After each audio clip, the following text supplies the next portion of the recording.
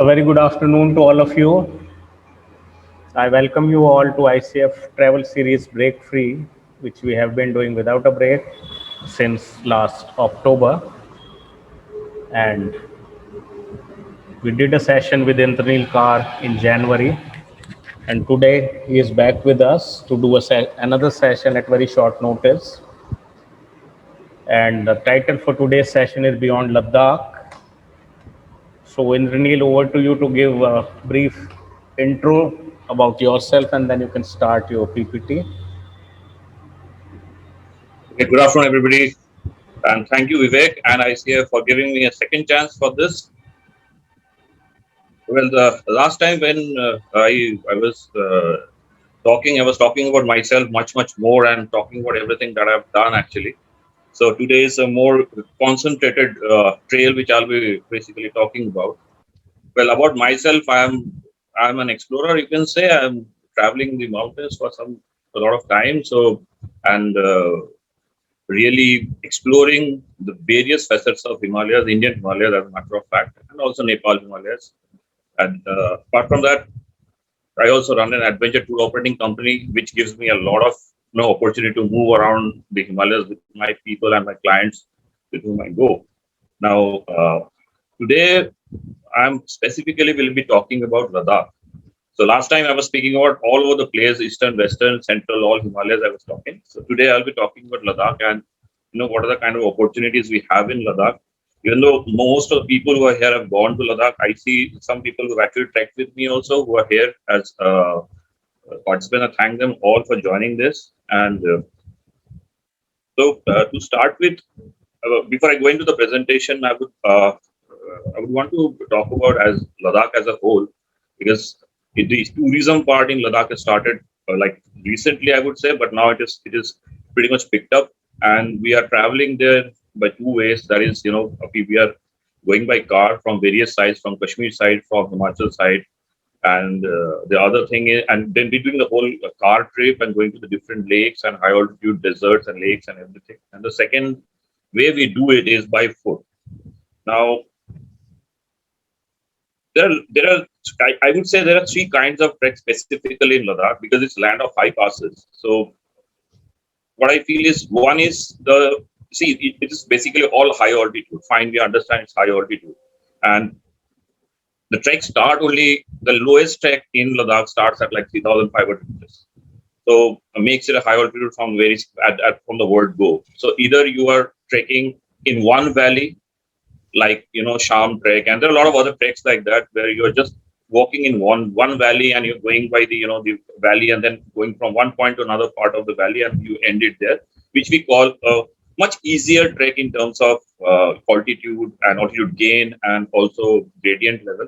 But the second stage comes wherein you are crossing passes because land of high passes. So you crossing one valley, going to one pass, and then going back to another valley, then again crossing the pass. Like that, there are a lot of trails which we have, like Martha Valley Trek or Lama to Chilling or Rumses Somoredi, which we'll be talking today about.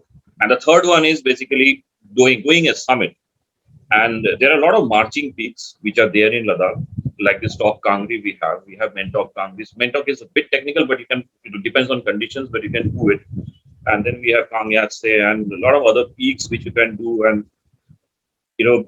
stand at top of a mountain by walking without using technical gear and enjoy the whole view in front of you, which like it's excellent, beautiful. We have certain marching peaks in Himachal also, like Unam and all. But the difference in Ladakh is like the altitude hits you pretty high. Even in Himachal it hits you, but here the start itself is a very big hit.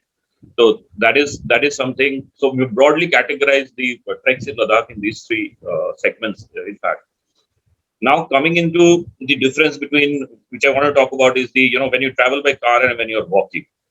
So any journey doesn't happen very fast. It has to be slow and gradual.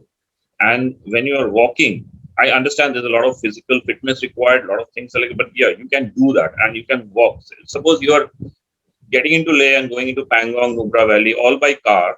So your destination becomes very important. And the journey is there, but it's very fast. The journey is very fast. You're not able to experience it like first hand while you're going in a car. What I feel, even though Obviously, Ladakh is beautiful, so anyway you go, you like it. But experiencing it is a very important part of it. I feel, as I always say that the journey is the destination actually, not the place where you're actually going. So from that point of view, when you are trekking in Ladakh, you are actually going through the valleys, meeting the people, you're being with them, you are actually walking on that sand or the dust, going over the mountains and the rocks and all. So every step is giving you a new experience. This is my feeling. So I always like to explore a place by foot. That is my basic thing, and that is why I can remember those places, those the intermittent breaks and the places which we have between the two destinations while we are walking becomes a very very very big experience, and it enhances and keeps it in your memory. That is the biggest part of the thing. So today, what I'm going to talk about is a trek in the Chanthang plateau of Ladakh. It is called the Roomset to Somoroi Trail. It's a nomadic trail basically because most of the Changpas, the nomads, are settled at that place. Korzok, which is the main headquarter for them actually, which is the village by the size of Somoroi Lake. So we start this trek from a place called Roomset. So I'll just share screen and I'll start the presentation here. Just give me one moment.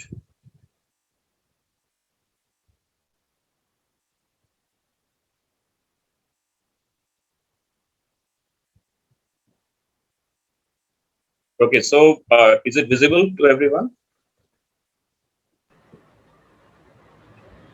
Cool. Fine enough. So when we are, why do I call it unseen is because very few people trek actually. Very few people trek. Not most of us trek actually. A lot of people are going by car and they're going to Somoroi Lake, but from a different route.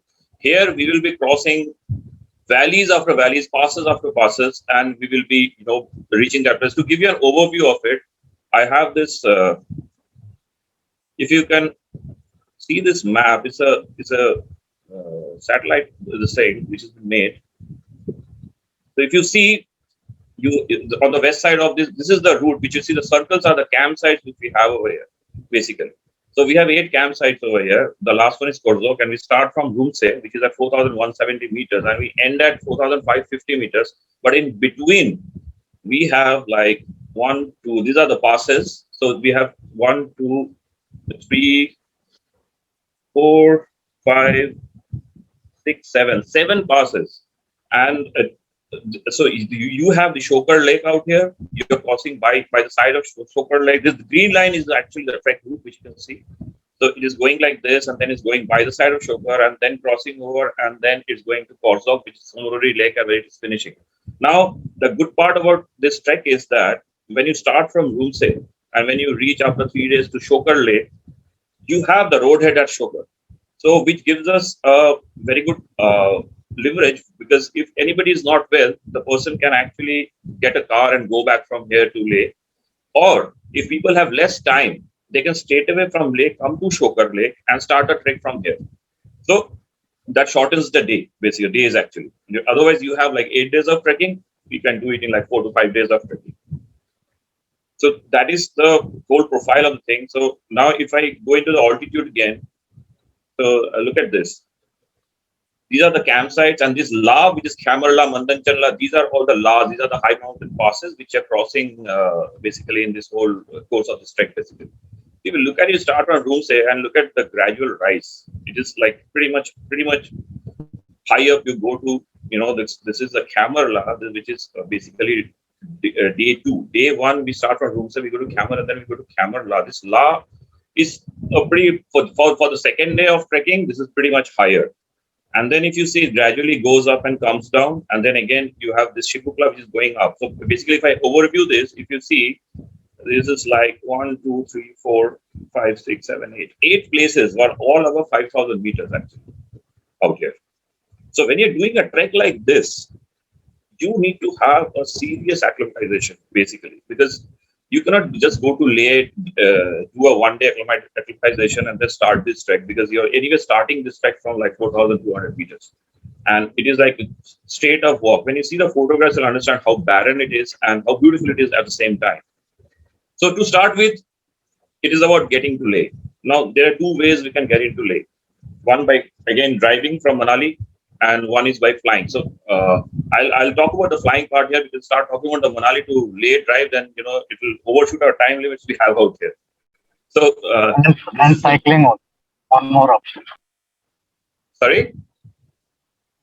I said one can cycle also. One more option. One can cycle also. We can cycle. One can bike also. What my point is, like, either you go by road or you fly it basically that way. So when you're flying into Leh, it is one of the most beautiful flights which I've ever been. Like I always try to either fly out or fly into Leh. So the view you get is this. So this is like the I was sitting on this. This is starboard side of the port side of the plane basically.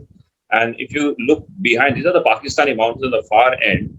And this peak, which you see, is like a sickle. It's a sickle peak. It's known as sickle peak actually on top. And this is the whole view which you get. And specifically, I'll give you a tip here. When you are flying into Leh or flying out of Leh and you want to actually view this, then you should sit in the front window seat and not in the back of the window seat, because the engine exhaust comes and it really dirties that window. If you sit in the front, then you can really see it like it's actually there's no glass actually like that. So I'll be just showing you two to three more photographs as to how it looks. Now this is another one. This is the whole the Ladakhi range actually. This is just before you enter Leh, just before that, and then this is the Shokar Lake as you see from flight.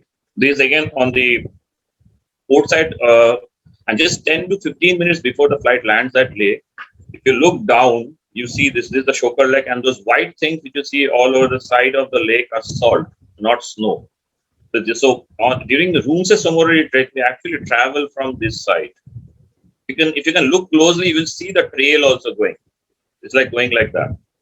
So this is the trail we follow actually, and then few more like this is the landscape you get before you get into Leh, right, basically. And the last one, I guess, this is again another landscape, and you see how all the valleys are converging into one place actually at this part. And then the play of light and shadow obviously is just too beautiful to to comprehend when you're flying into Leh. So you have to keep your eyes pretty much open, because you'll be taking a early morning flight. It's better to take an early morning flight because the sun will be directional, and then you can see the shadows which are there on the mountains.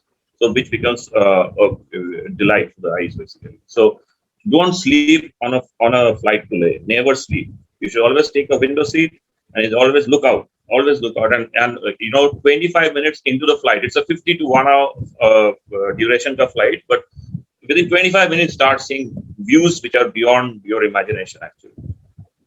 Now, after this, I would talk about the acclimatization part before this trek, because this is a pretty, I would call it difficult. I would not call it moderate or easy or nothing like that, but it is a difficult trek considering the altitude. Though we don't have much of a gradient in certain places, you're walking in valleys, but acclimatization part is very, very important. So what we do generally is, when we get into Leh, first 2 days are rested actually. First day is totally rested when you're flying in. Second day we take them to the monasteries, which is around 40 kilometers radius from 45 kilometers radius from Leh, and then we go and hit the highest point, which is the Khardungla Pass, and get into Nubra Valley.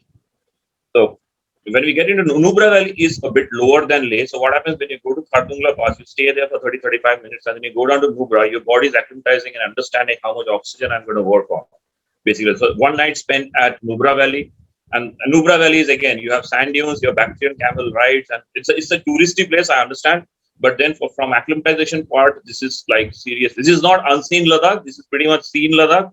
But then this is important. This tour is important for you to get acclimatized to the whole process which is coming in front of you when you're doing this trek. So this is certain Nubra Valley photographs. This is again Nubra Valley. This is that village you see here is called Hundar. So this is where all the ACO are there here, and people stay here, and then they come to the dunes to do Bactrian camel ride and a lot of other activities which have like really enhanced in the past few years. And okay, now then after that, generally what we used to do is from Nubra Valley, we used to come back to Leh and then go to Pangong Lake.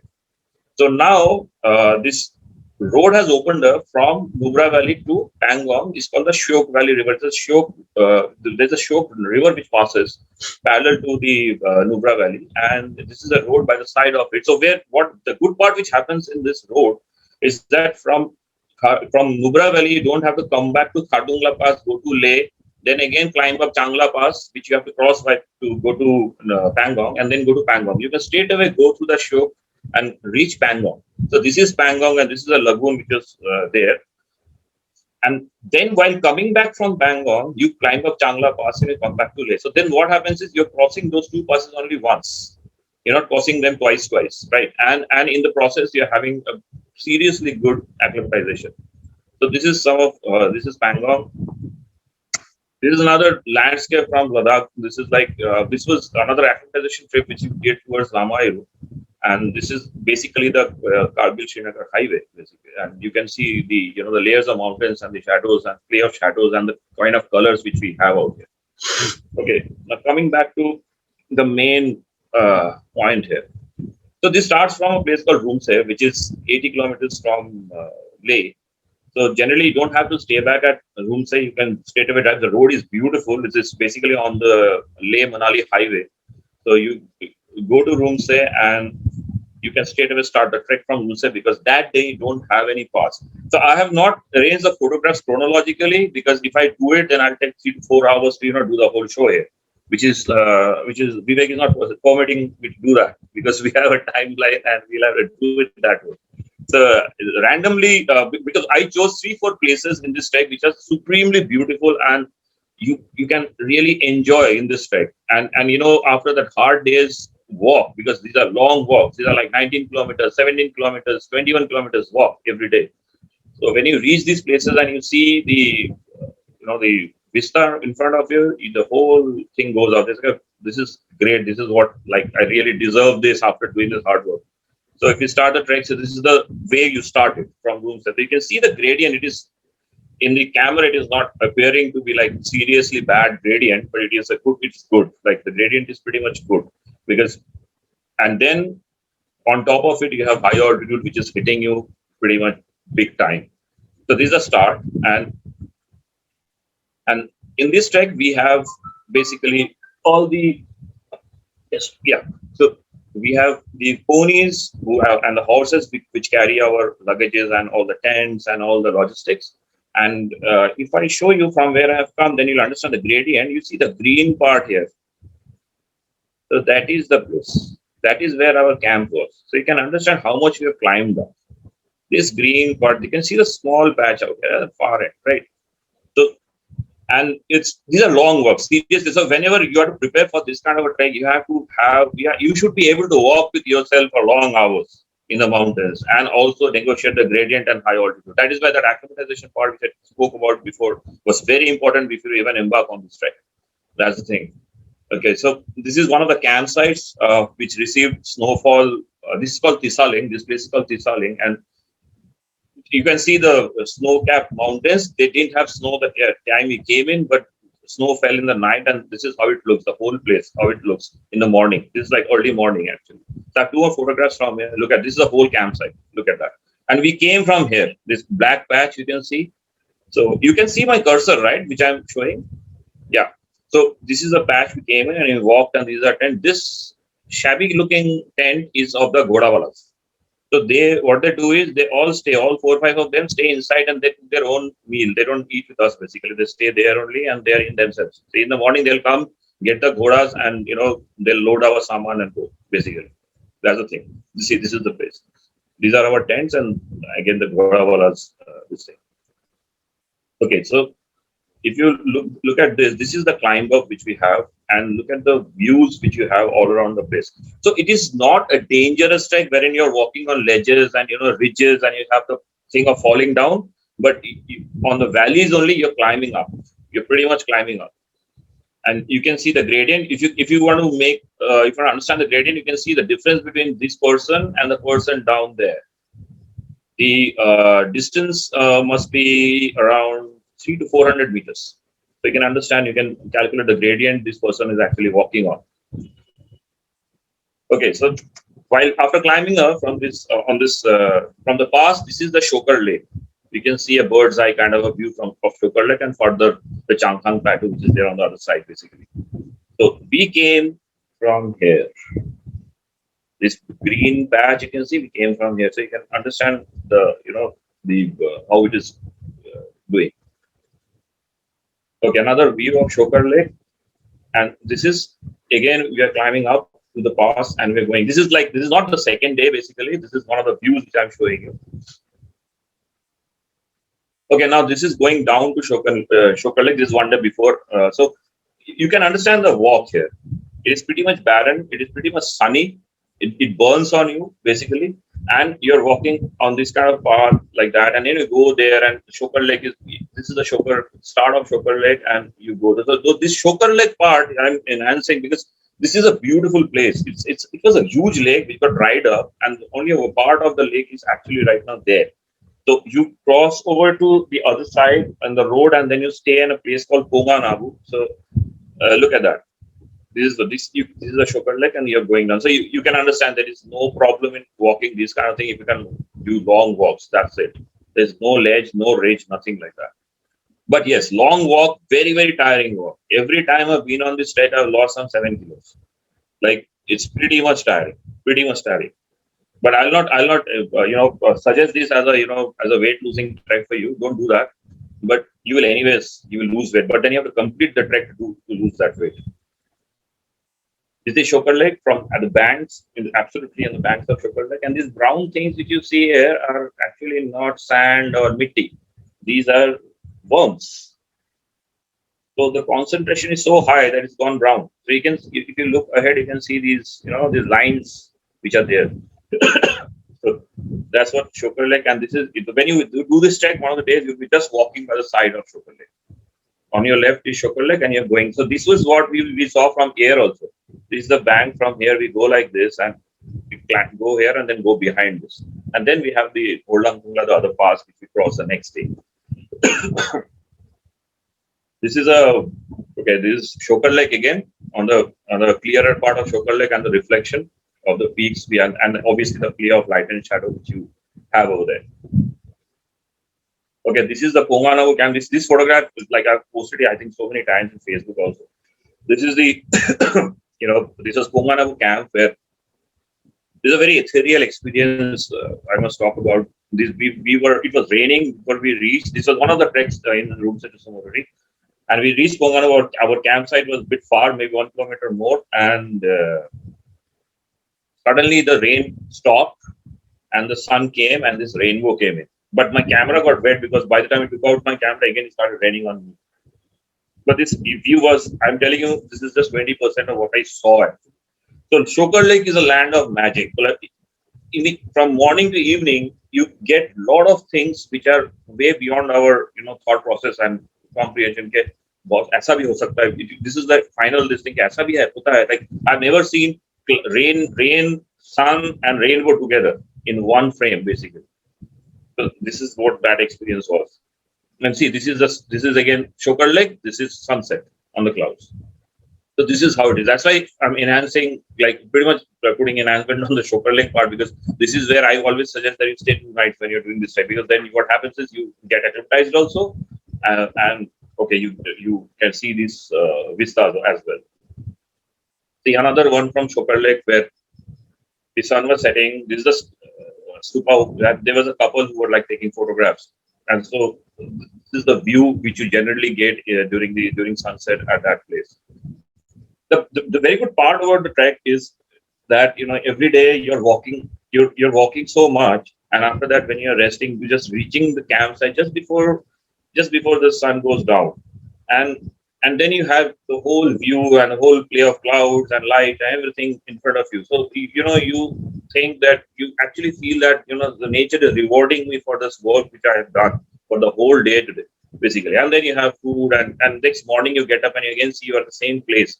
So in the mountains, I feel that when you're walking, you use the whole of the day to walk, because if you reach early, then what will you do? Keep walking, keep absorbing the place, keep absorbing the energy which is there in the mountains, and experience every stone you step on, because that is how you will remember the place. Otherwise, you will not remember the place. You will only remember the destination or the campsite which you stayed in. That's it. So after Shokar, we come to this place called Nurujan, which is basically a straight walk. It is got no passes that day, but this is really long. This is, I mean, it just doesn't end. You just keep on walking, and it doesn't finish. Just doesn't finish. This is like one of the most, I would say, boring days of this trek. But then when you reach this place and you see this, this is again one of the beautiful views. Basically, we camp here. We can cross this place and go up this is Horlang Kongla Pass, which is there, and you get into the other side of that pass, and that is the final part of the journey. See, this is the campsite. Beautiful campsite, all grassy, nice. And we have a river out here, which we have to cross and go up this ridge and then climb up the pass, basically. This is again the same place, Nuruchan, where this is our, I think, the dining tent. Okay, so now after you cross over that pass which I was talking about and you get down, King Shukda is here. He's also there. So this is a trick which we did. And I remember we were walking here and we sat down on one of these grasses and we had our lunch and we slept. We just slept off here. And you can hear this, this nice river flowing by the side, this crystal clear water. And frankly, I'm telling you, these grass patches are so soft that your feet goes in. It's beautiful. It's like, nice cushioned. So and then the play of cloud was happening all around the place. So we came down from this side. This is the pass. We came down and then we were supposed to walk by the side of this, but we came inside. And because this place was so beautiful, we said that, boss, yahan pe we will have lunch. And we had lunch and we slept for like 1.5 hours into the river for that part 100%. This is another. After that place, this place came, and these are the places where those marmots stay actually around these places. So they sometimes suddenly come out and they show their face and they go back. So this was on another beautiful stretch of the walk wherein we go to a place called Rajumkaru, which is our second last camp, I would say. And this is from another trek wherein this Gyama river got frozen. So this was a month of June. We had gone. So this is a frozen river actually.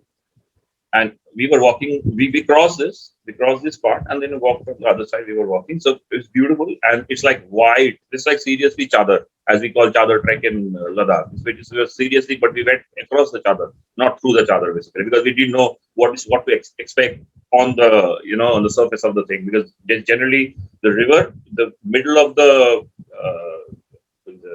Chadar actually becomes very thin during this time because the snow started to melt.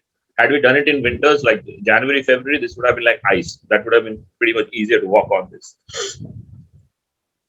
Okay, that now very amazing story attached with this. Now, what happens is in the campsite, the horses are like they always go up. Whenever the saman is taken off from them, they will always go up. And this was the first Rumsa Somoriri which I did. Okay, by the way. So obviously I didn't know why do they put this, the tie which is there in two legs. So I came out in the morning, I took the photograph and then I saw that, iska to pair banda hua. So I released it. And this guy went up on top of one mountain and he was standing there. So the Goda wala came and he like fired me. He said, boss, now you go and get it from there. This guy ran off actually. So we got delayed by 1 hour. So he said, we do this so that they don't go far. That's why. Otherwise, these people will run away where you don't know. And that's what happened. So I got a big firing. Even though I was the leader of the group, the Goda wala gave me huge firing. Okay, now you have to go and get it. So I had to plead, okay, boss, please get it. Don't do this to me. Because if I go up and come down with the Goda, first of all, the Goda will not come with me. Secondly, I will not be able to walk further. Because after this place is the big pass, the Khamayurula. It's like serious thing. See, this is the campsite. This is the Rajumkaru campsite. This is beautiful, and this is all our camp. This is a different camp. This is all our camp. This yellow tent and everything is our camp. And the best part is this humps and the water in between are all flowing, and you have a river out here. And here, in this small snow patch, which you see is the Khamayurula, which is one of the toughest pass in this trek. Because again, no ridge or ledge walking, but seriously steep climb up. Seriously. And that day, basically, you have 2 passes to cross. That is where it kills you. See, this is during the sunset at Rajumkaru itself. This is the river which generally used to dry up during the night, and and used to start flowing like hell during the evening because the glaciers start melting. So this is again the Godawala's camp, and we were just loitering around. So I got this view. I clicked this. So these are the kind of views which you get in this trek.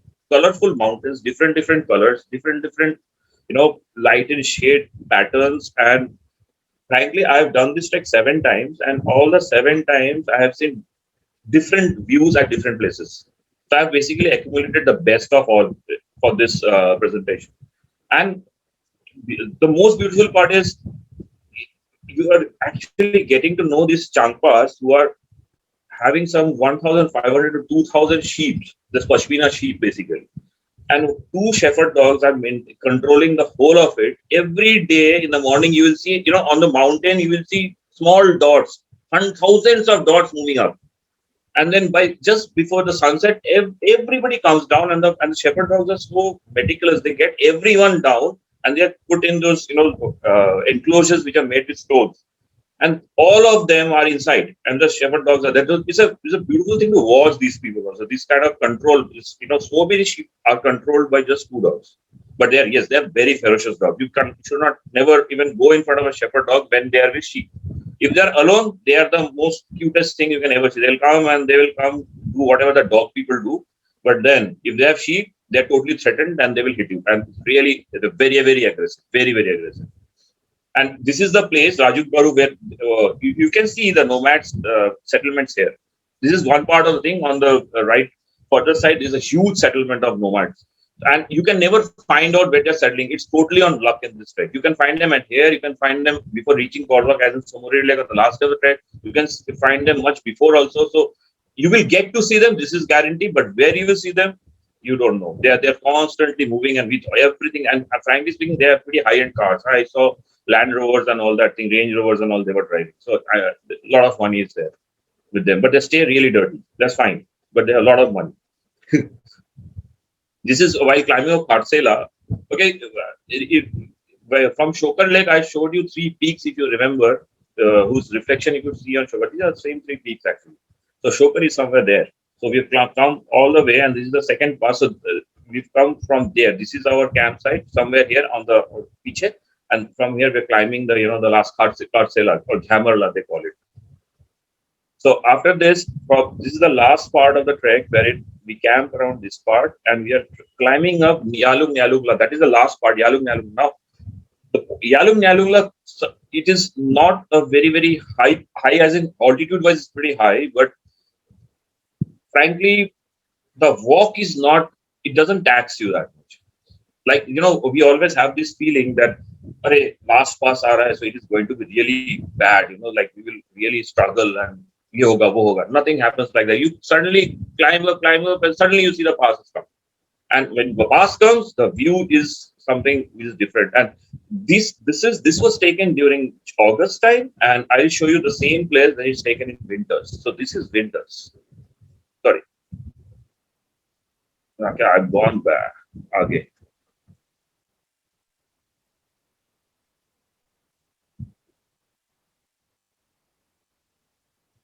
Okay, I think. Go back. Wait.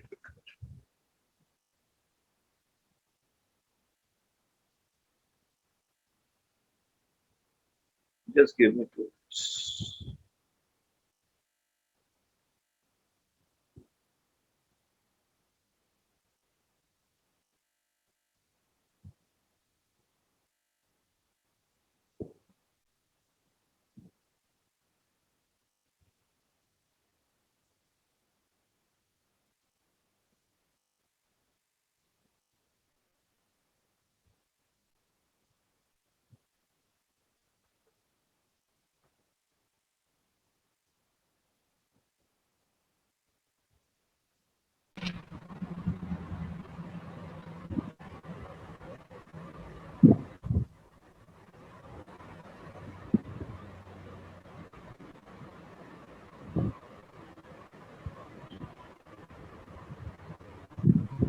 Okay, so now you can see. Yes. Okay, fine. So this is during the winters. The same place. This during the winters, and if you go around in the beginning of June, where the snow has not that much melted, basically. So this is the whole mountain behind, and we've come from that side, from somewhere behind there, and this is the trail. So you see the pass, the final. This is a final walk to the pass, and it's not that it doesn't look that steep or anything like that. It's just you go through that valley and you go behind this, and this top, this is, but it is looking like a huge top, but it's nothing like that. It's so gradual, but yeah, it's a long. Is that day? It's around 19 kilometers of walk from the last camp till basically Korzo. So this is the Yalungla Pass, from where this is at around 5,445 meters. So this is Somoruri Lake, as you see from that pass, and this is one view which is seriously beautiful. This is beyond anything, and when you see this, suddenly this blue thing comes up, then you actually, when you see Pangong for the first time while going to Pangong, it is similar to that feeling, but then you're standing at a much higher altitude than that place. See, this is absolutely on top, because this is like, when you pass is here, just behind this, I went up and then I took this, so you can see the whole length and breadth of Somoruri Lake from that level. So we have to go down here. We have to go down here, basically. So this is like a long walk down, really long walk down. And people who have done it with me, it's like that. It's like you just keep walking. And obviously, after you go down, you don't get the Somoruri's view also after some time. But then you just keep on walking. So this trek is all about walking. Frankly speaking, it's all about walking. But then, yes, it's superbly beautiful, because you're getting two high altitude lakes, you're getting the Chang Pass, you're crossing 7, 8 high altitude passes, and after every pass, the landscape is different, absolutely different. When you come down, so you come to this place, it's called Korzok Phu. Now, Korzok Phu is a place where, when we came, we didn't get people out here, but now this has become one of the main places where all the Changpas and the nomads actually stay. So they have all their sheep and all are out here, basically. So we have come from here somewhere. This is the place from where we come like this, and you walk through this, and then you get into Korzok. This is the final walk, which you are basically, when you're entering Korzok from that side. So you can see the lake here, and you will go from here, and then our campsite will be on the other side, just crossing this thing. So these are some shots of Somoruri what you get from Korzok. This is Langser Kangri Peak, basically, which you cannot climb anymore because the Indian Army has banned climbing these two peaks which are there, Chamser and Langser Kangri. So you cannot climb, but this is the whole expanse of Somoruri Lake, and you can go to the lake. As you can see, 3 people going. It's a long walk, but you can go to the shores of the lake and enjoy this sunset in Somoruri. This is the Chamser and Langser Kangri peaks, which is just on the other side of Korzok, actually. Well, this is like, the sun setting, the moon rising, and Somoruri Lake. This is again a lucky shot which I got, because I just got out and it was happening. So I just took this shot. Okay, this is an honorary mention. So a lot of us don't know about this. So yesterday, Hirak sir we were chatting on our group, and then he gave these 2 photographs. That 92, he did a yachting expedition at Somoruri. We never knew about this, and which came as a world record, which was listed in 1993 in the Limca Book of Records. So these are the 2 photographs from that, expedition, actually, which Hirak sir did, actually. So I would have wanted him to. He is not present in the presentation today. Otherwise, I would have really wanted him to, talk about it in detail, so that we could know. Because I also didn't know. I saw that. I said, okay, when I'm talking about Somoruri, then it should be incorporated, I guess. And then he wrote that a couple of years later, National Yachting Regatta was conducted there, which absolutely I have no knowledge about. So somebody, did a yachting expedition here, and I tried to Google it. I couldn't find anything. So I would be basically talking to Hirak sir, and we'll try to, put a Wikipedia post on this and try to update people on this after referring to the Limca Book of Records, because this is something really good. I never thought, apart from Indian Army, anybody boats around in Somoruri or Pangong, actually. So this is what happened. So I just wanted to mention it while I'm talking about Somoruri. And thanks to Vivek, he suggested that. Okay, now trek has ended and we are coming back. So want to put some this thing on a lake which we known as the Sokiagar Lake, and this is just before Somoredi. If you're going to Somoredi from Leh, and this is just after Somoredi if you're traveling from Somoredi after completing the trek and going to Leh, basically. It's a small lake and lot of insects are there. If you go down to the base of the lake, lot of insects, but then it's worth it because it gives you a different kind of a feeling. Because I shoot 3-4 photographs of this lake where you understand the kind of water changes and everything happens. This is one part where you can see the rainbow just started here, and this light and shade and the clouds coming and all that. Look at this. This is again the same lake where the cloud was just about to burst on, and I had another. I didn't include that photograph where it was like the cloud was absolutely hanging on it, but there was no lake, so I didn't put it. Didn't include it here. So Sokiagar Lake is a place which is a must visit. Whether if you're going to Somori, don't bypass this lake because the road goes by the side of this lake and people tend to miss it. And because you have to really get in the lake to see. Devrup is here and he knows what kind of reflections we got there when we went over there. This is the reflection we got basically. This is Korzok. This is where Korzok is down there, and this is Mentok Kangri 1, 2, 3 peaks are there. And look at this lake. But for this kind of a view, you have to go down to the lake. Basically, you cannot see it from the road. You can see a water body and good colors and all. But when you go down, you get these reflections over there. And this is again Sokiagar. Now you will not believe this is the color we got. Sokiagar at one point of the time because of the whatever. The clouds and everything. The ambience was such, and there was a lonely guy who was moving around. This Ghoda was moving around. So, okay, again, a lucky shot because I was looking around. Because what happens in Ladakh is like every time you have to be very, very, your observation power has to be great.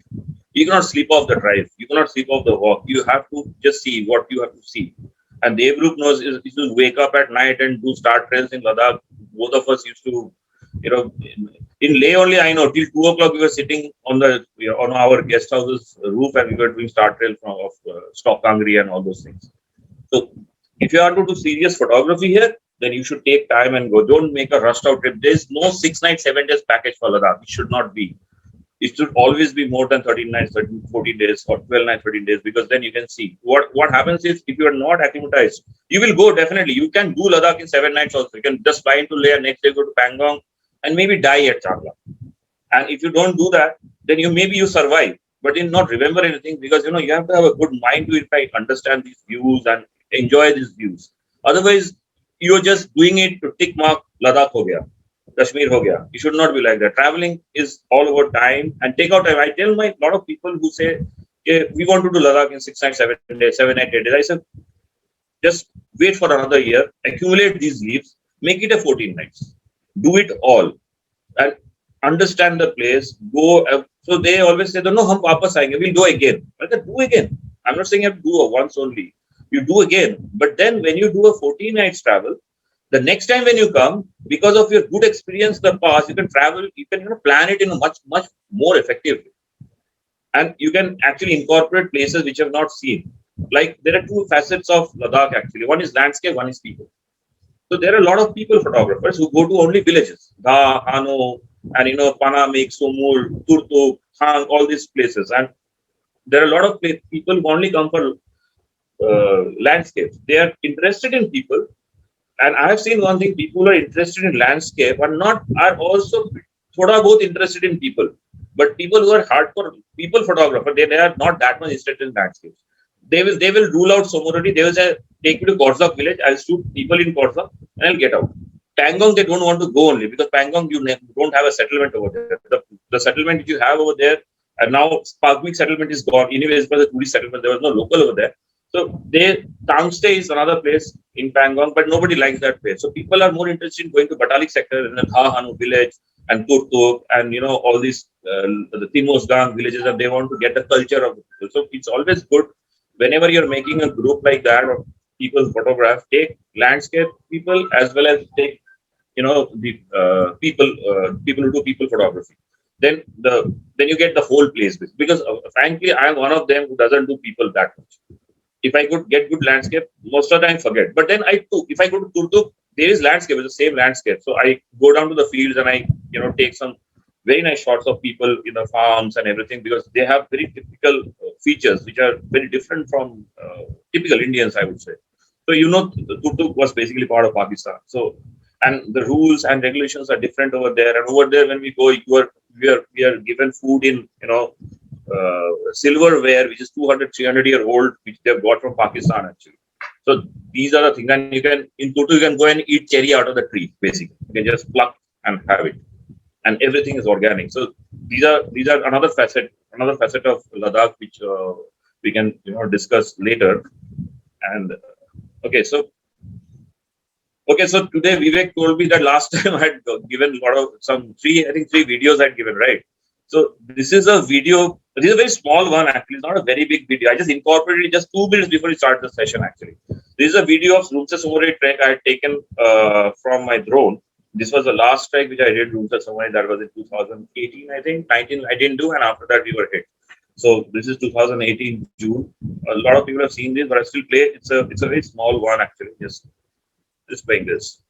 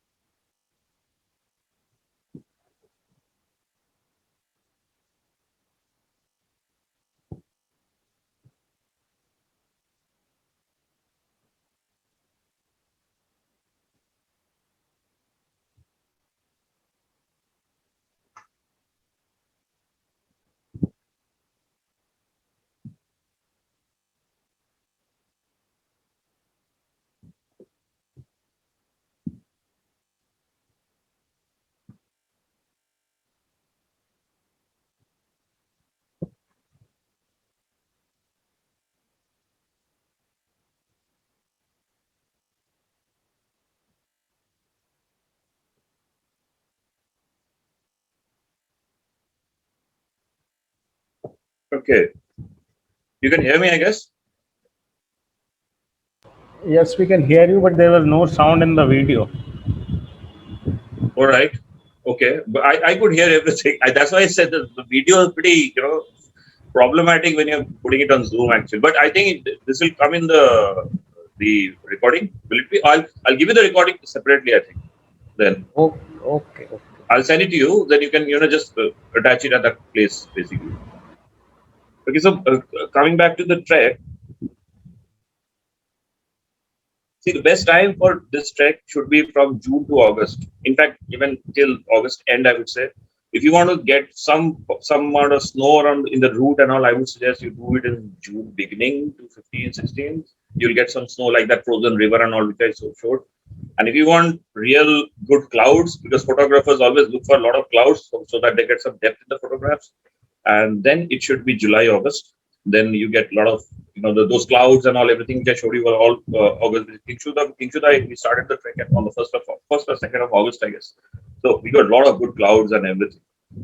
As far as prep is concerned, I would always say that you should be able to walk with yourself in this. There is no technicality involved in this, but yes, long walks, and yes, the acclimatization part has to be pretty big for this. It has to be a 4 to 5 days acclimatization wherein you include Nubra Valley, Khardungla Pass. Even if you don't go to Nubra Valley, you go to Khardungla Pass and come back if you have short time. Don't have to stay, and then go to Changla and come back. And if you can drive from Manali and go to Leh, if you have that level of time, then nothing like it, because then you're acclimatizing on the way itself. And with Atalton being open, you can easily do Leh in 2 days actually. So and then you can, and yes, if you have short time again, you can do that acclimatization part, and then you can do the trek from Shokar Lake. You don't have to do the room set to what do you call Shokar Lake trek. You don't have to do.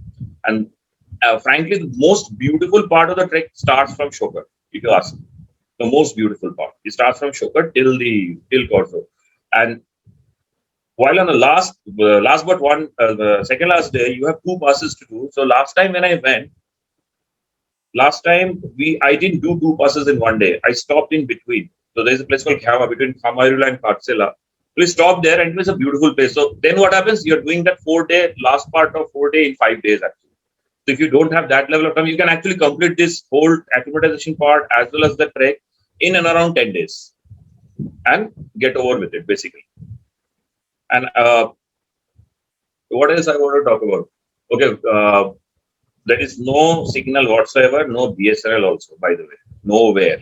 So in Shokar, on the other side of Shokar, there is a village, and you have to go there, and there is a phone, which is a sat phone. So you can call from there. Anytime I take a group and some people are not well, or they've got altitude or something, so we send them back from Shokar. So that evening we hire a car, go to the other side of the lake, call Leh, and the next morning the car comes to us. And anyways, BSNL in Ladakh, the full form of BSNL in Ladakh is Bhai Saab Nahi Lagega. So it is like that. So don't even think about that. You will get any connection at any place. Or like Pangong, we have some BSNL connection, but this trek is you're totally cut off basically. You start from Roomse, you're sorted. You again come back to Korzo, again that same satellite telecom is there. Otherwise, you have to come to Chumathang to again access your phone and maybe start calling people. So you will not be able to call. But yes, you have to be mentally very strong to do this, because long walks in the sun and pretty much cold in the nights. So your gear should be very good, and any operator you choose I am also operating in this, but if any operator you choose, you should have a person who's a wilderness emergency responder, medical responder, which I am, or maybe a search and rescue guy who should be with you, because at any point, and oxygen has to be there throughout the trek for this, because at certain places you might feel your deprivation where you have to be given. Like my point is, like I always go with my treks. I don't leave it to my people. So I always trek with my people. So I have no problem. But even if you get, you have your own people who does this trek and you want to do it with that person, these 2, 3, 4 things you should always incorporate. Like now, talking about the next project. So wait, how does it go? How does it go again?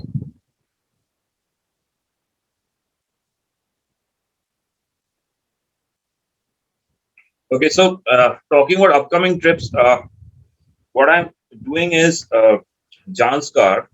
So now Janskar is another part of Ladakh, which is like seriously, I can say still a bit virgin, not that much infested with tourists and all.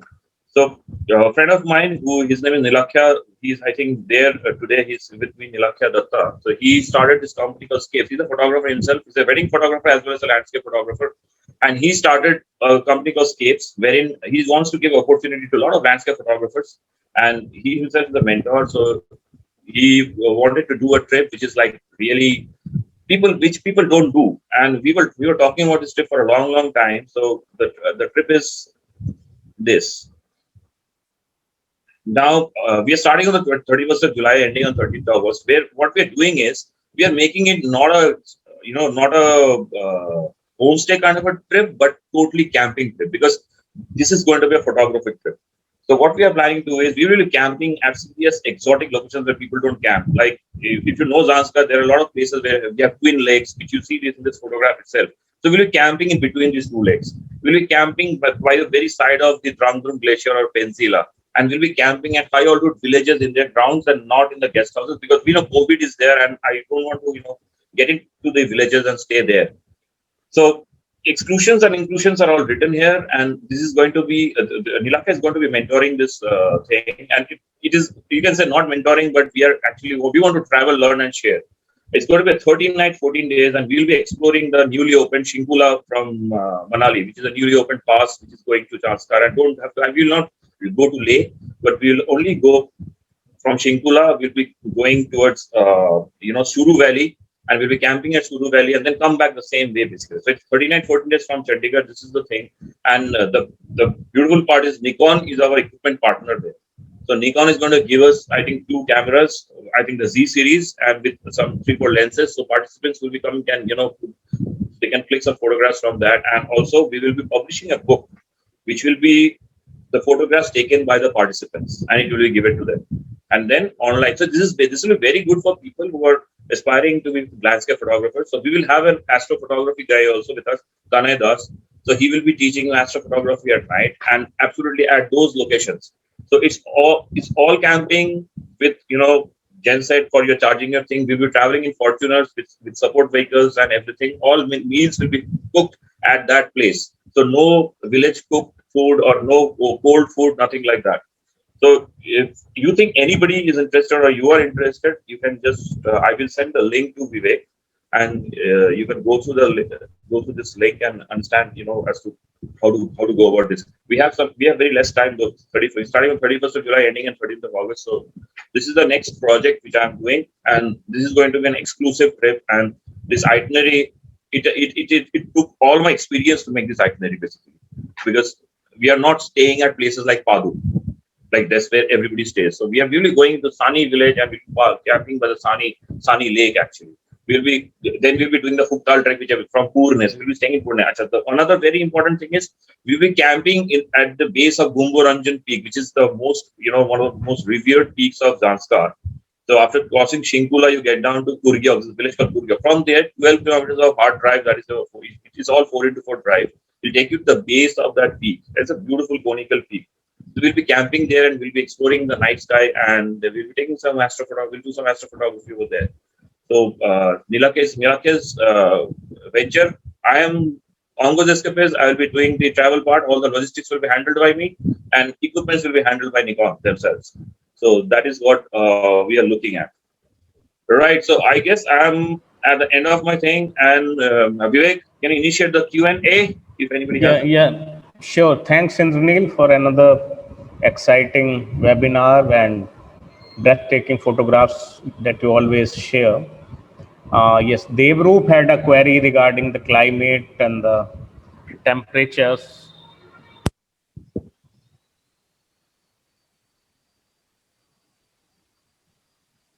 I'm not able to hear you.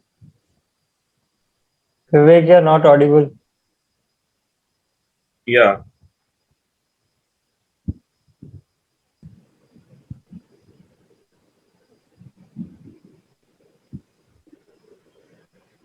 Vivek, I can't hear you.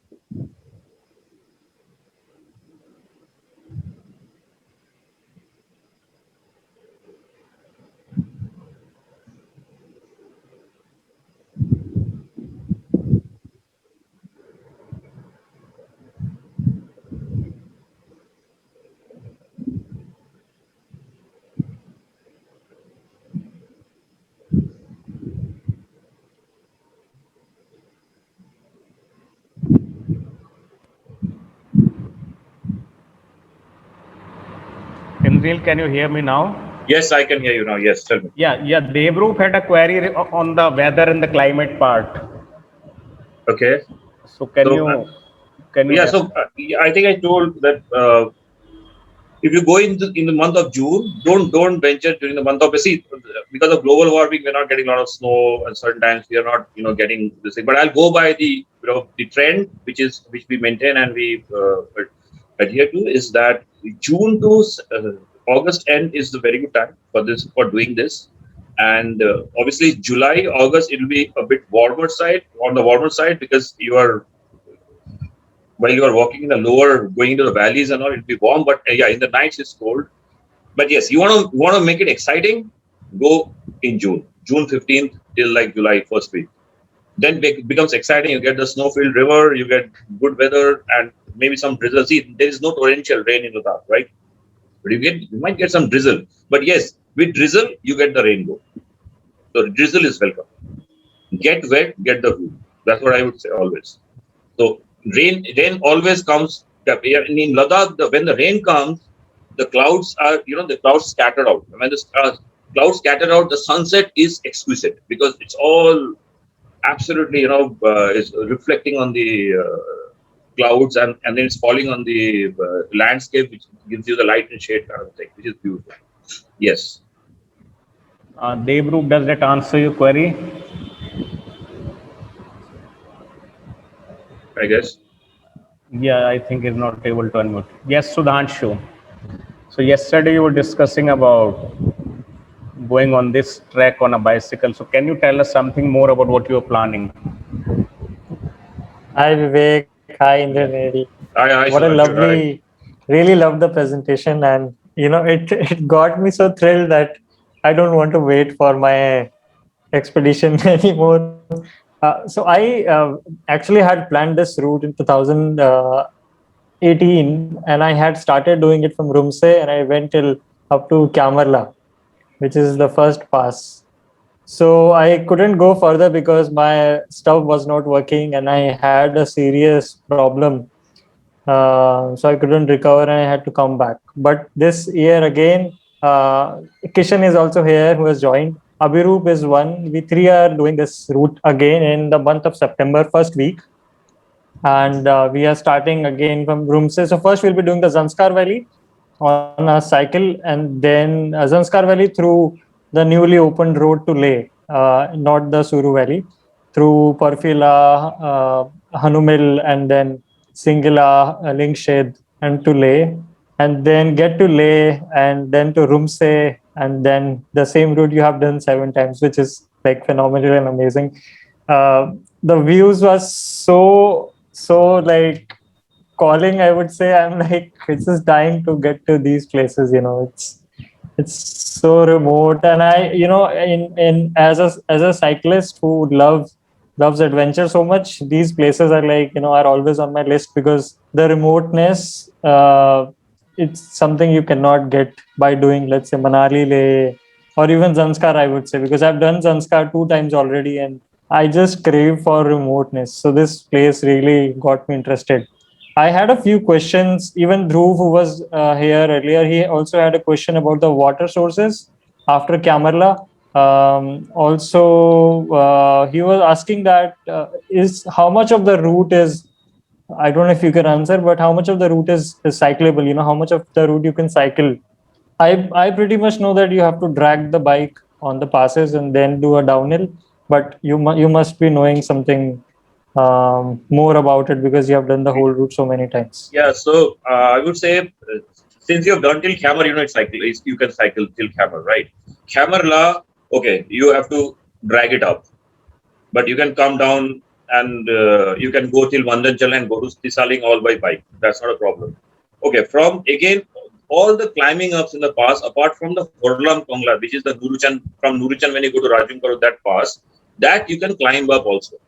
It will burn your calf muscles, but you can do it. You can still do it because you can walk it. It's like a stair, gradual, around 15 to 20 degrees. And apart from that, when you, well, again, you can even climb up Yalung Yalung. You can cycle it, most of it. Only the last part where I will not say the last part, maybe 70% to 80% part, there's some rocks and all this thing. If you can negotiate it, it's good. Otherwise, you just to carry it. Otherwise, you can straight away go to Nyalung. And from Nyalung, while you're going down, I would suggest that you cycle just few parts of it you cycle, not the whole part of it, because it's like that. It's like a serious drop.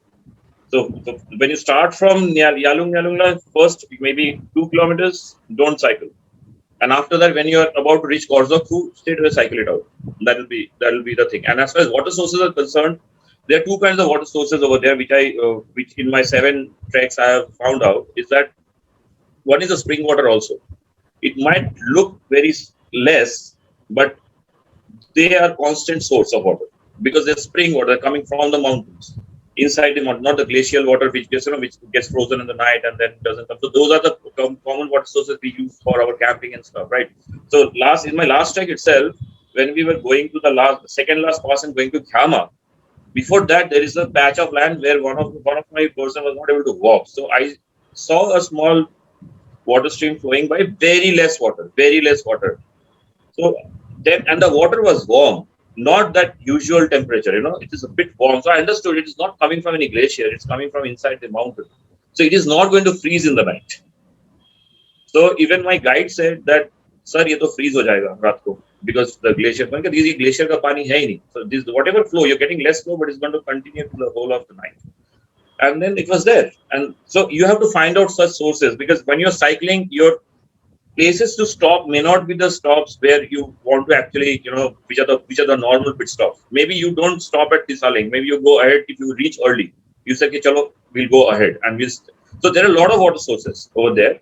And the whole route is by two water sources only. But yeah, definitely, while you're climbing up passes and going down passes, there's no water source. That is the only thing. Rajungaru has got water source. Hyama has got water source. Korzok has. Hammer has. Even Tisaling has. So this trek, see, now thing is, after you do Zanskar, okay, what we are talking on chat, I wanted to update you on two things. First thing is the RT-PCR test. They're actually they're checking it at Kurgyok. This I came to know, and yesterday I came to know another thing, that they've increased the time from 72 to 96 hours. So you have time to, when you're starting from Manali to reach Kurgyok, you have, after your test report comes, you can reach within 96 hours. This is the latest I have, unless they change it again or something like that. Because I got a call from village Chika yesterday only, and you are right. The checking is at Kurgyok village. Yes. The checking into Kurgyok, and 72 has increased to 96. That's 96 is for all over Ladakh. Yes. All over Ladakh. Yes. So any entry point basically. So obviously after crossing Chinkula, Kurgyok is the next village in Ladakh, right? So correct. So yes. You're sorted there. Otherwise, I was telling Abhirup that you go in the car till Darcha, and from there you go to this thing, cross Chinkula and get into Kurgyok, because you have to save time over there. Right. So that is what it was. What is? Did you take any permits for Rumse to Karzok, or you? No, you don't need any room. No, but you have to take a permit for getting out of Karzok, because the Somoredi basically. So what we did is, our cars which came from Leh to pick us up at this place, Somoredi, they were carrying our permits because we were walking. So since you will be cycling from another side totally, so I would suggest you get that permit done beforehand and give an estimate. If it's like day X you're reaching, so you said day X minus 1, X plus 1. Keep 3 days of staying, so that you have that slack time and you don't overshoot the time when you're reaching Somoredi. If you're doing that, but it will be great if you can do Zanskar and then do Rumse Somoredi. That's going to be serious. No, that's the whole plan. Doing the whole route so that we are acclimatized and we are able to walk that much, cycle that much, and then while we reach Leh, Kishan is joining us for the last leg of the journey, which is Rumse to Karzok. Rumse to Karzok. Okay, so we will be well prepared for all of these things. I just had one more question. Do you remember any severe or like a large river crossing? Because that is something which I'm always scared of. So you have one river crossing at this place from Nuruchan. You just cross that river and climb up the Horlang Kongla, but that is not severe. There's nothing. It's just something like when you start from Rumse, you climb down and you cross a river. Yeah. Just start something like that. Oh, that's got it. That's where pretty much negotiable. That's where I camped and took my cold bath. Yes. that's under the knee kind of water. And if you actually cross that river pretty much early in the morning, then you don't get that much flow also. It's pretty low level water basically. Yeah, and you know what happened? I actually dragged my bike to Kamarla, and I returned on full speed and reached Rumse again by late evening. So as Shepherd kind of noticed those bike trails from Kamarla all the way to that camp. And then he met me on the road saying, somebody took his bike today on the pass. So he was like, now motorbike, how come somebody took his motorbike to the, and I was like, no, it's my bicycle's tire, because they are 3 inches width. Okay. So he thought it's a bike it's tire. It's a motorbike. Yeah. Locals are saying now a 4x4 can also go up till Kamarla. 4x4 can go. Yes, 4x4 can go. That's true. See, it's a very nice trail actually. Just Hamayurula is a bit of a tacky kind of a place, so you have to go like that. So that's where the Gadi won't go. So you have to walk it. And if you're taking cycle, you have to carry a cycle. I feel that will be the problem. Thank you that's so what. much. Thank you so Thank you. much, Indranil. Thank you, Sudhanshu. We'll be in touch with you on this. Yes, yes, yes. Yeah. Any more Yeah, questions? Nivedita Sheel, she had a query about one of the photographs in which the river was of green color. So she was asking whether it's because of the camera lens or whether it's a play of light. Is this the photograph which had the horse? The I last don't. photograph. No, no, That is. no. It is not a river. It's the Sokyakar Lake actually, not the Okay, river. okay. So that is because see whenever it's blue sky, and there are two ways the color of the water becomes blue. Either it has to be very blue sky, or it has to be very deep waters basically. The two ways. And Shokyagar changes color all the time. And I've seen that when it's cloudy, very very cloudy, it goes green basically. That's.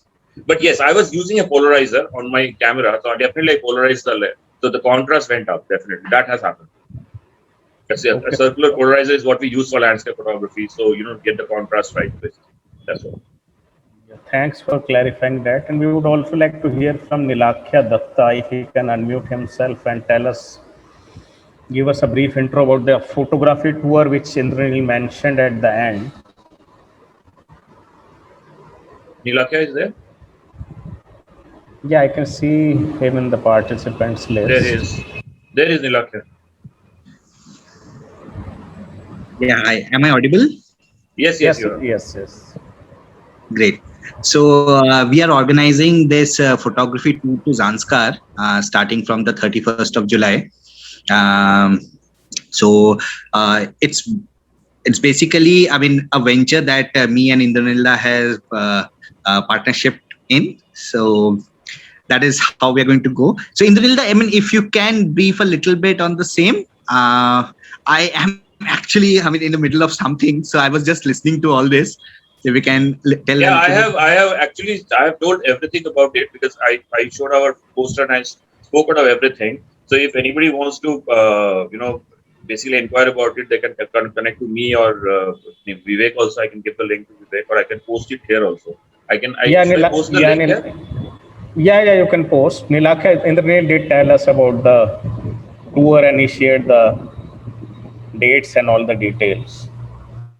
Yes, Right. yes. So I'll quickly tell you about that. So we are So starting 31st of July and we are going to do it till the 13th of August. We'll be starting from Chandigarh and ending the tour in Chandigarh. So we are not going by the conventional route of Leh or Srinagar. So we are starting from Manali. Basically, we are from Chandigarh, we are going to Manali, and from there we'll cross the recently opened Shinkula. And basically for the first night, we'll camp near the Gumbaranjan Peak, which is again a very beautiful place. And after that, the most interesting part about this tour is that we'll be camping at some of the most exotic locations where nobody camps. So whenever we see a Zanskar tour, generally we see that people go to Padum and from there they visit these monasteries and villages and they come back to Padum. But in our case, what we are going to do is we are going to go to these villages and we are going to camp in those, I mean, near those villages by the side of high altitude lakes or rivers, or let's say the meadows. Because, I mean, what we have thought of is a photography tour. So what we are going to do is we are going to give all the photographers that opportunity wherein from the campsite only they can get the frames. So in photography, what we generally look out for is the golden hour, the blue hour, let's say the night for astrophotography. And we generally hunt for those places from where we can get the right frames. So in this tour, we are going to give that opportunity wherein we are going to be camping at those places. From there, they can get the right frames and they can photograph. So this is how we are going to go, and it's a very comprehensive tour. We have not made it a short one. We have made a long one, wherein we are going to be camping at each and every place.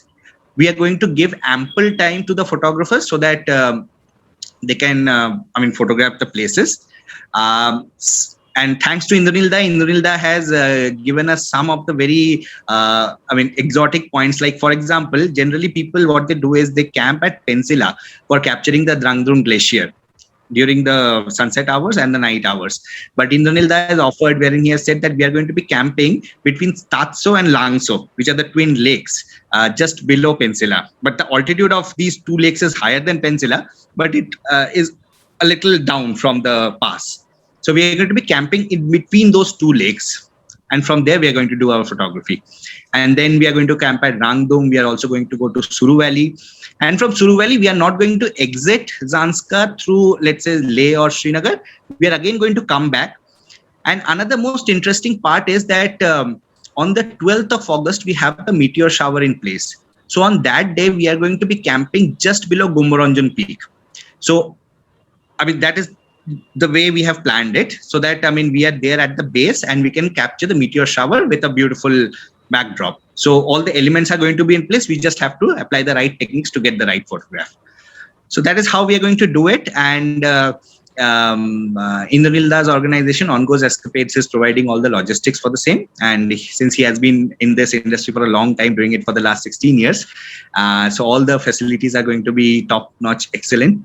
And for the photography thing, we have also partnered with Nikon. Nikon is the equipment partner for us. So they are going to be providing some of the latest high-end equipments, which the participants can actually use during the course of the tour and can get some beautiful captures from the same. Plus, they will definitely bring their own cameras. And we are three photographers actually. Indranilda, I actually didn't see all of your Room Se Somoriri photos. Today I saw it, and now I am your big fan. All right. So apart from me and Tonai on this tour, I mean, we are going to be handholding the participants. I mean, whosoever will face any challenge or would want some help in the photography thing, definitely you are also in our team doing the same thing. All right. So you are not just a tour leader, you are one of the photography mentors too for this one. So that is what. So Indranilda has posted the link. Anyone who is interested can go through the detailed itinerary and see what all is included and all, and accordingly can get in touch with either Indranilda or me, and we can then take it forward from there.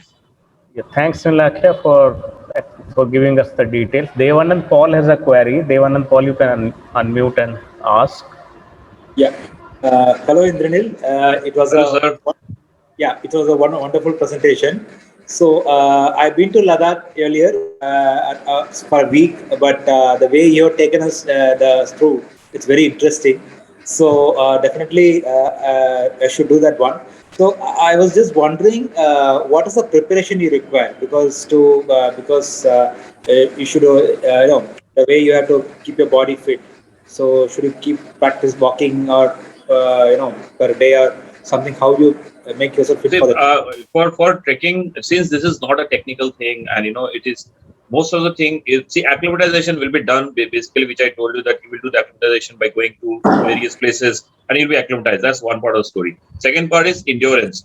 I generally say I don't make it a very big issue. I just say that you do brisk walk, 45 minutes of brisk walk every day for 30 days, and then again 45 days of brisk walk with another 5 kgs on your backpack. 2 months of just this much is going to get you sorted. I will not, because that walking is so good, it actually does your core also. It gives you a sense of loneliness while walking also, because we walk with friends and we don't have that mentality to walk alone. But trekking is basically a very personal experience. You don't walk and talk, right? You walk.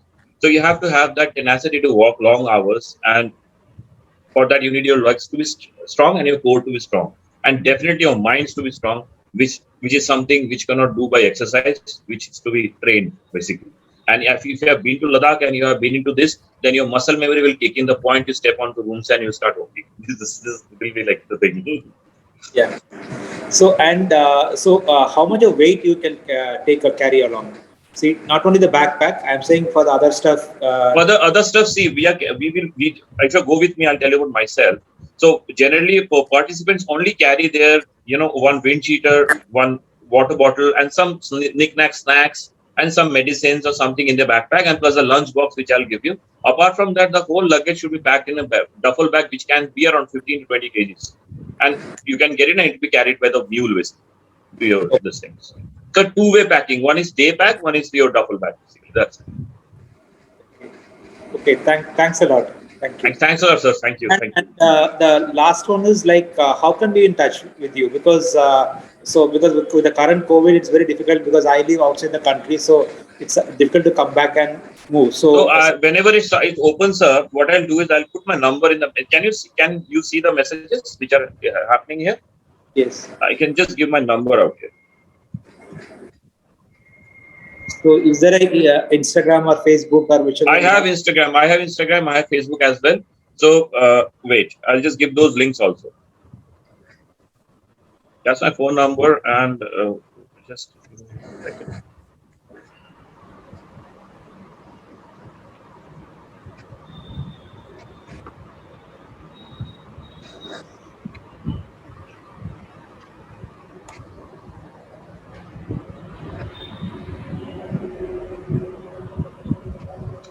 So anyone else, if they have a query, they can ask before Yes, we yes, yes, yes. conclude the session. Is there any more questions? I actually wanted to get some inputs from Bernard also, but he seems to have left. Okay. Bernard was there. Yeah, he was there. So If I may add on something, I actually missed that part. So for our upcoming Zanskar tour, Bernard, who runs this organization by the name Raindrops Publisher, has collaborated with us. So what we are going to do is, after the tour is over, the content of the participants in terms of photographs, in terms of the write-up, in terms of any paintings which they make, we are going to publish that in the form of an anthology, which is going to come out in the form of a book. And that book, we are going to give it to our participants. And at the same time, those books are going to be up for sale on Amazon, the proceeds of which will actually go to the Himalayan kids or the people to the backward areas that we are going to do. So this is another part of our tour. So Bernard basically has collaborated with us for the same. yeah, thanks Nilakya for providing this information. Yeah, I have given my Instagram and Facebook link in the chat box. So you can, whenever you want to get in touch, you can get in touch straight away with me. Right. Yeah, Devanand Paul was asking this because he's based in Dhaka. And All right. that's why he was asking about those travel Thanks, got it. thing. Yeah. So thanks Indranil, thanks Nilakya. Thank you, Vivek. It was Thank a you, great. Vivek. It was a great session. It was good to be in touch again, and I do hope we will have a follow-up session with Nilakya, Datta, Tapan Yes, Das, and maybe on 17th, Bernard, right? and Bernard next week, and you are also welcome to join that. Right, I'll be there. Okay. Okay, bye. and Take care. Yeah, thanks to all the participants also, and Thanks. have a nice day, everyone. All of you have a nice weekend and Yeah. stay safe. And tomorrow for our Sunday webinar series, we will have the interview session where Ganesh will be talking to Ambika Arvind, and that session will be at 11 a.m. in the morning. And the travel session will be at its usual slot at 4 p.m. next Saturday. So that's all for now, and have a nice day, everyone.